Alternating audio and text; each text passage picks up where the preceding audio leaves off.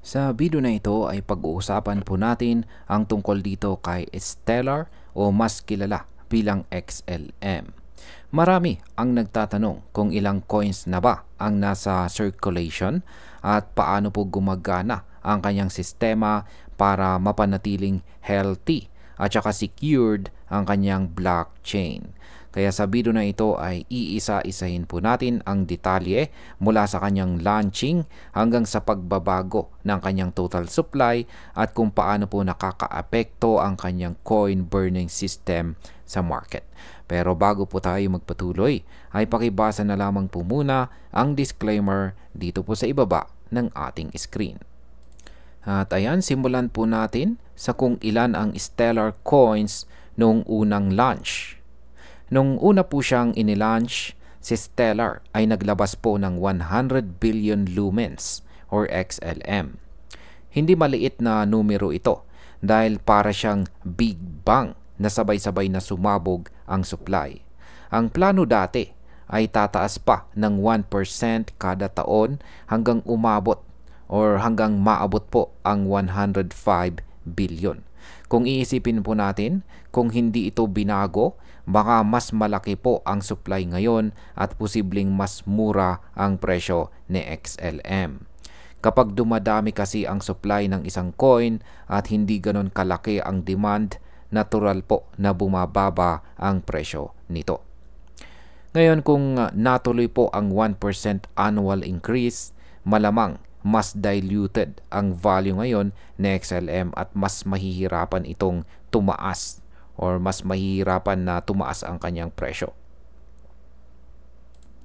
Ngayon ay bakit po bumaba sa 50 billion ang kanyang total supply?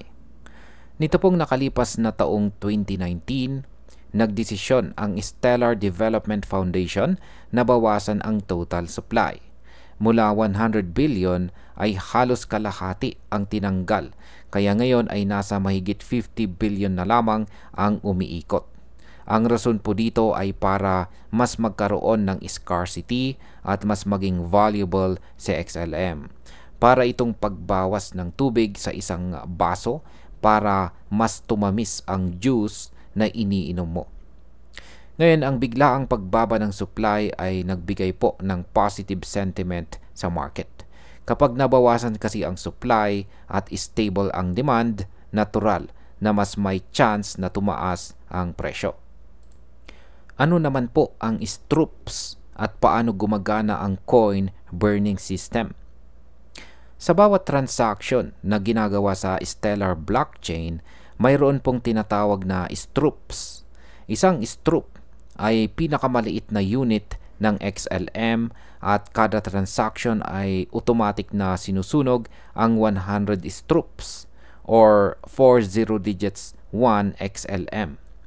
Ang purpose nito ay para iwasan ang spam transactions. Kung walang bayad ang bawat galaw sa network, baka punuin lang ito ng walang saysay na activity ng mga bad actors. Kaya ang burning system na ito ay parang maliit na gate fee para makasakay, para ikaw ay makasakay sa trend. Ngayon dahil may burning system, ibig sabihin habang tumatagal at mas dumadami ang gumagamit ng network, unti-unti ring lumiliit ang circulating supply. Bagamat maliit lang ang amount per transaction, malaki pa rin ang epekto kapag milyong-milyon ang transactions na nangyayari or nagaganap. Ano naman po ang ibig sabihin nito para sa future or hinaharap ni Stellar? Kung titignan po natin, parang may dalawang strategy si Stellar.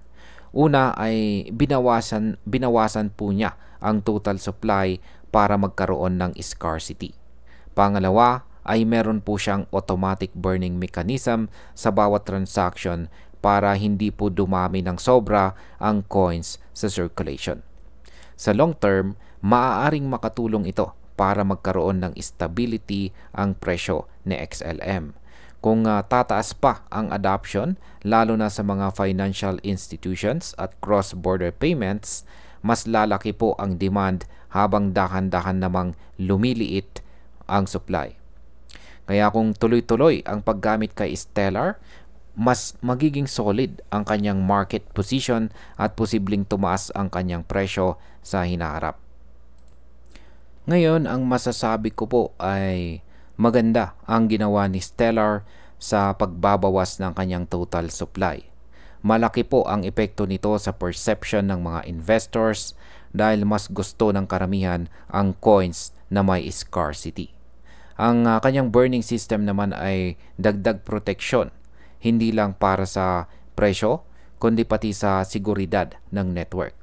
Kung mas marami pang gagamit kay Stellar, lalo na sa real-world transactions, posibleng makita po natin ang paglakas niya sa market. Pero gaya po ng lagi kong sinasabi, importante pa rin po ang sarili nating research bago po tayo pumasok sa kahit anumang investment. At ayan, hanggang dito na lamang po tayo sa video na ito mga ka-crypto. Marami pong salamat sa panunood. Ingat po tayo lagi at God bless po sa ating lahat.